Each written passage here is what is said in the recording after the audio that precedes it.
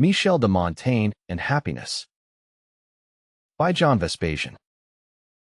To a great extent, happiness is the result of good philosophy accompanied by good implementation. Michel de Montaigne, 1533 to 1592, wrote essays for 2 decades with the sole goal of clarifying the path to happiness. He wanted to build himself a philosophy and a lifestyle conducive to happiness. What lessons did Montaigne learn during his 2 decades of philosophical exploration?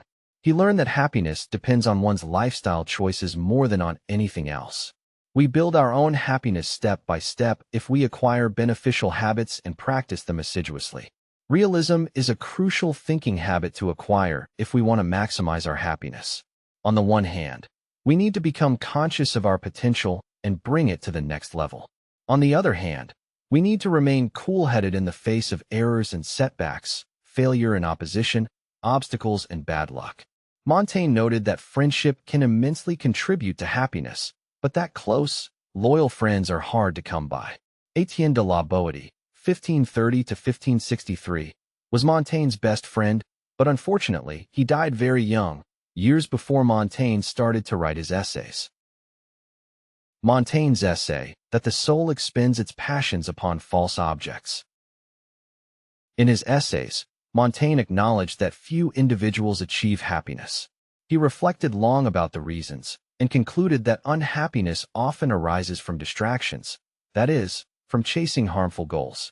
Montaigne presented his theory of happiness, or about how to prevent unhappiness, in his essay, That the Soul Expends Its Passions Upon False Objects.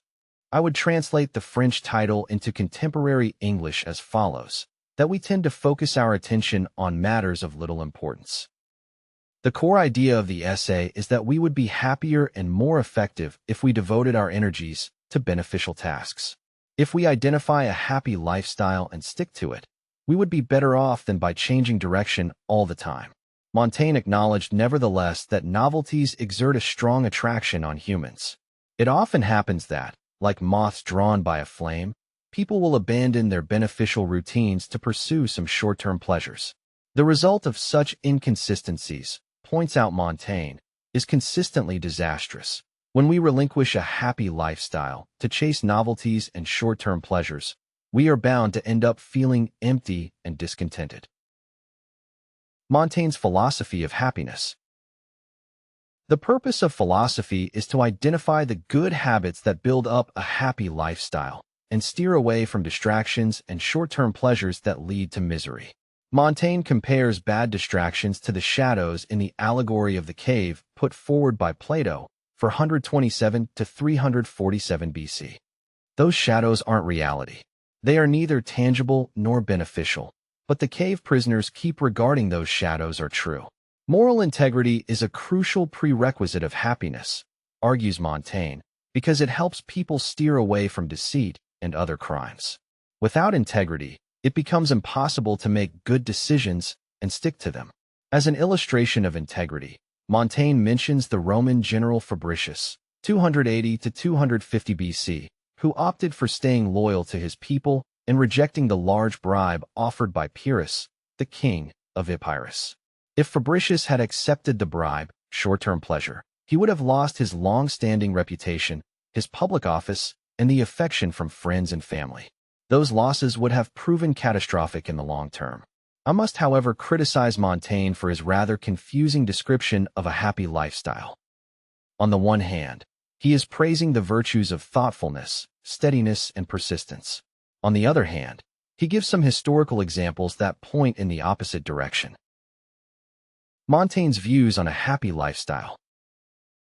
Montaigne mentions Diogenes the Cynic, for 112 to 323 BC, as a great example of wisdom, especially when he rejects an offer made by Alexander the Great, 356 to 323 BC. It was an offer for a job as king's counselor or court philosopher. According to Montaigne, the rejection shows that Diogenes was content with his lifestyle and didn't long for more. I am reluctant to accept Montaigne's explanation because Diogenes was living in abject poverty. Why did he refuse to give advice to Alexander in exchange for some gold? Montaigne's most convincing example of a happy lifestyle is Epicurus, 341 to 270 BC. Instead of the blind pursuit of short-term pleasures, Epicurus called for simple daily pleasures such as friendship, learning, moderate exercise, and moderate eating. We cannot attain happiness by chance or haphazardly. The historical examples given by Montaigne call for adopting good habits. Barring extraordinary bad luck, good habits should lead to a happy lifestyle. Let us not mistake shadows for reality, says Montaigne. It is of paramount importance to let go of worthless novelties and delusions of all sorts. Let us steer away from false objectives and choose the proven path to happiness so that we can walk it day after day. If you are interested in putting rational ideas into practice day after day, I recommend my book, Against All Odds: How to Achieve Great Victories in Desperate Times. For more information, go to johnvespasian.com.